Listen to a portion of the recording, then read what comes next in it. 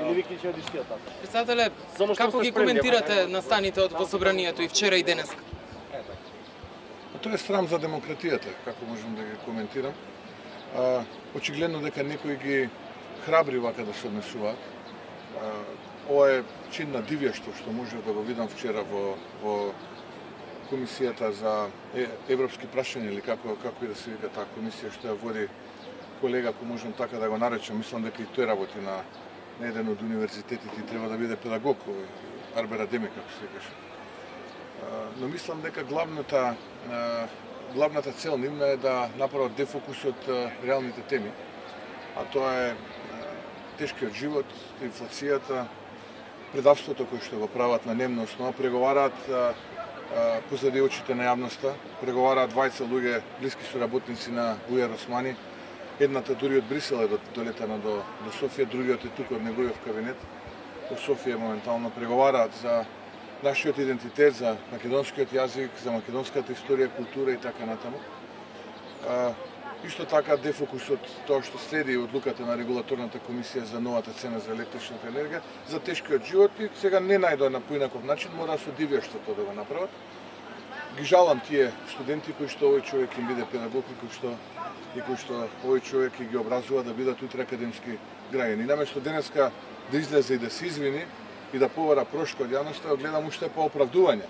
А уште потрагично е што нивниот коалиционен партнер СДСМ извади пратеници кои што, ако добро се сеќавам, еве има тука луѓе во парламентот пратеници од ВМРО ДПМН, од 2020 година до денеска немаат ниту една дискусија.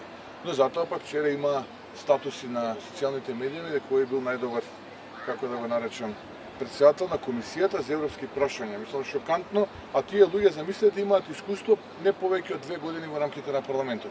Ајде да има пратеници кои што се 4-5 мандата па да промениле 4-5 председатели на таа комисија па да речат ево тие 4-5-6 председатели ово е најдобар.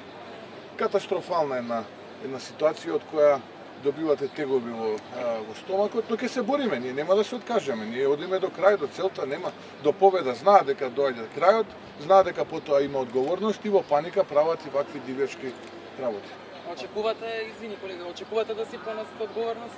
Па нормално дека очекувам, логично е да си понесат одговорност, а дали ќе си понесат, да ја кажам како се однесуваат од СДСМ и од ДУИ, не очекувам ништо дека ќе се случи, но ќе дојде денот бргу кога ќе има одговорност. Кога институциите ќе ги преземат луѓе кои што се демократски расположени, луѓе кои што веруваат во европските вредности, каде што нема да има вакви дивјачки чинови. Тука на културен начин, преку законите и уставот ќе се бориме за правдата. Да. Имам две прашања. Ќе го надополнам колегата само. Се говореше дека станува за оркестрирана провокација страна на пратениците на ВМРО ДПМН, за да се предизвика некаква дестабилизација во собранието, како тоа го коментира? Па што да ви кажат тие луѓето? Што да ви кажат? Идеја е така. Овој е педагог, професор е на факултет. Образува деца кои што утре треба да бидат академски граѓани во оваа држава. Она однесување, еве да е така, а не е така. Ама еве да е така. Не сме да си го дозволи. Не сме да си го дозволи. Срам е ова треба под итно треба да си поднесе оставка. Се сеќавате со оној случај како беше избран во наставно звање на универзитетот и тој инспектор кој што се бореше против овој човек бил целосно во право. Ги жалам студентите на кои што овој човек им предави и кои што овој човек треба да ги образува. Очекувате ли модифициран француски предлог да пристигне од Париз? Јас очекувам да престанат да ги распродаваат македонскиот идентитет, култура, наследство, историја. Тоа очекувам од овие, ако можам да ги наречам, македонски официјални лица. Тоа очекувам веднаш да престанат, да се вратат од Софија и да кажат дека работата не била. Престануваме во овој момент, кога ќе се создадат услови, тогаш ќе продолжиме. Во овој момент очигледно дека не постојат услови со кои што можеме да имаме да го сочуваме нашето достоинство. Ете тоа очекувам.